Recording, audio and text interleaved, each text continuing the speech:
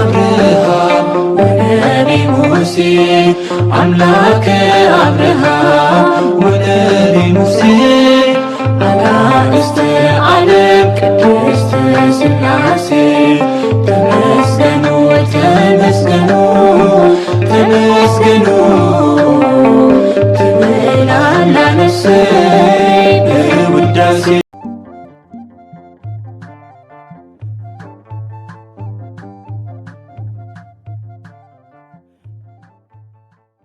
በስመ ሥላሴ በስመ አብ ወወልድ ወመንፈስ ቅዱስ አሐዱ አምላክ አሜን።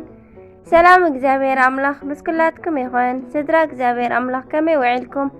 ኣነ እግዚአብሔር ይመስገን። ክብሪ ይስፋሕ መድኃኔዓለም ኣቦይ ልዑል እግዚአብሔር ኣምላኽና ክሳብ ሰዓት እዚኣ እቲ ጸንሕ እስትንፋስ ዓዲሉ ብጸጋን ብጥዕናን ስለ ዝዓቀበናን ዘጽንሐናን ክብርን ምስጋናን ኣምልኮን ውዳሴን ንዘላለም ንዑ ይኹኖ።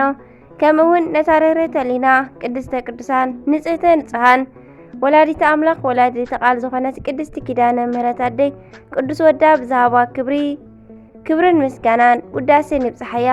ከምኡውን ንኹሎም ቅዱሳና እግዚአብሔር አምላኽና ብዛሃቦም ጸጋን መዓርግን ቃል ኪዳንን ከከም መዓርጎም ክብርን ምስጋናን ንዘላለም ንዖም ይኹን አሜን። ሚያዝያ 29 ናይ ዕለቱ ስንክሳር ድሰምዕ ዘንብብ ፍቕሪ ጎይታ ኣብ ልቡ ይዕንብብ ሓለዋን ጸሎትን ናይ ቅዱሳን ድማ ይረክብ። ዝክረ ጻድቅ ለዓለም ይህሉ ዝኽረ ናይ ጻድቕ ንዓለም ይዝነብር። ካብ ኩሉ ክፍእ ዘበለ ክድሕኑ ንቅዱሳን ተማሕፀኑ አሜን። እንቋዕ ናብ ናይ ጎይታናን ኣምላኽናን መድሓኒናን ኢየሱስ ክርስቶስ ወርሓዊ በዓል ልደትን ናብ ናይ ቅዱሳን ዓመታዊ በዓለ ዕረፍቲ ብሰላም ኣብጽሐና አሜን። ተስካረ በዓሎሙ ለቅዱሳን ቅዱስ አርስጦስ ሐዋርያ ወአባ አካክዮስ ጻድቅ። ቅድስት ቤተ ክርስቲያንና በዚህ ዕለት ካብ እትዝክሮም ቅዱሳን ሐዋርያዊ ቅዱስ አርስጦስን አባ አካክዮስን ቀዳምነት ይሕዙ። አርስጦስ ሐዋርያ ቅዱስ አርስጦስ ካብ 72 አርድእቲ ሓደ ኮይኑ ኣብ ትሕቲ ጎይታና እግሪ ን3 ዓመታት ኮፍ ኢሉ ዝተምሃረ ፈጣሪኡ ኣብ ዝወዓሎ ውዒሉ ኣብ ዝሓደሮ እውን ሓዲሩ ናይ ኢዱ ተኣምራት ዝረአየ ናይ ቃሉ ትምህርቲ ዘድመጸ ሐዋርያ እዩ። ድሕሪ ናይ ጎይታና ዕርገት ከዓ ኣብ ጽርሐ ጽዮን መንፈስ ቅዱስ ተቐቢሉ ንስብከተ ወንጌል ናብ ዓለም ተዋፈረ።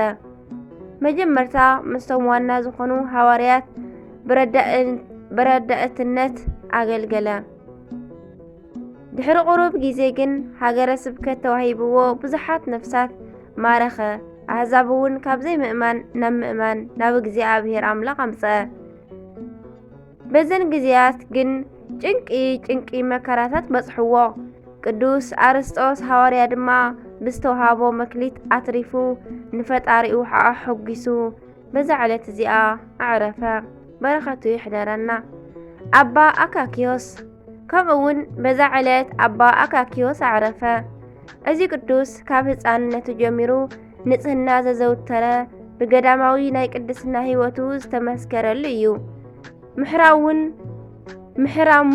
ምሕራሙን ቅድስናኡን ዝተመልከቱ ሰባት ከዓ ኣብ ኢየሩሳሌም ጵጵስና ሸምዎ። ኣብ መንበረ ጵጵስናኡ ከሎ ዕረፍቲ ዝበሃል ኣይነበሮን። ኢኣማንያን ወይ ከዓ ዘይኣምኑ ይገርፍዎን ይኣስርዎን የሳቂዎን ነበሩ። ቤተ ክርስቲያንና ከዓ ስለ ተጋድልኡ ጻድቅ የዋህን ንጹህን ኢላ ትጽውዖ። በረኸቶም ይሕደረና። ብተጋድልኦም ብጸሎቶም ድማ መድኃኔዓለም ይምሓረና። እግዚአብሔር አምላኽና ካብ ቅዱሳኑ ረድኤትን ጸጋን በረኸትን ይኽፈለና አሜን። ሚያዝያ 29 ዝኽበሩ ዓመታዊ ናይ ቅዱሳን በዓላት ቅዱስ አርስጦስ ሐዋርያ ካብ 72 አርድእቲ፣ አባ አካክዮስ ዘኢየሩሳሌም ጻድቅን ወንጹህ የዋህን፣ አባ ገምሶ ሰማዕት። ወርሓዊ በዓላት ድማ ናይ ፈጣሪናን ጎይታናን ኢየሱስ ክርስቶስ በዓለ ልደት፣ በዓለ ወልድ፣ ቅድስቲ አርሴማ ድንግል፣ ቅዱስ ጴጥሮስ ተፍጻሜተ ሰማዕት፣ ቅዱስ ማርቆስ ዘተርማቅ፣ ቅድስቲ ፍቅርተ ክርስቶስ ኢትዮጵያዊት፣ ቅዱስ ዘርአ ክርስቶስ ጻድቅ ወሰማዕት አሜን። ሉቃስ ምዕራፍ 10 ካብ ካብ 17 ክሳብ 20 ከምዚ ይብል። እቶም 72 ልኡኻት ከዓ ጎይታይ ኣጋንንት እውን ከይተረፉ ብስምካ ይግዝኡልና ኣለው እናበሉ ብሓጎስ ተመልሱ። ጎይታናን ኣምላኽናን መድሓኒናን ኢየሱስ ድማ ከምዚ በሎም፣ ሰይጣን ከም መብረቕ ካብ ሰማይ ክወድቕ ከሎ ረኣኽዎ። እንሆ ተመስገን ዕንቅርቢትን ኩሉ ሓይሊ ጸላእን ክትረግጹ ስልጣን ሂበኩም ኣለኹ።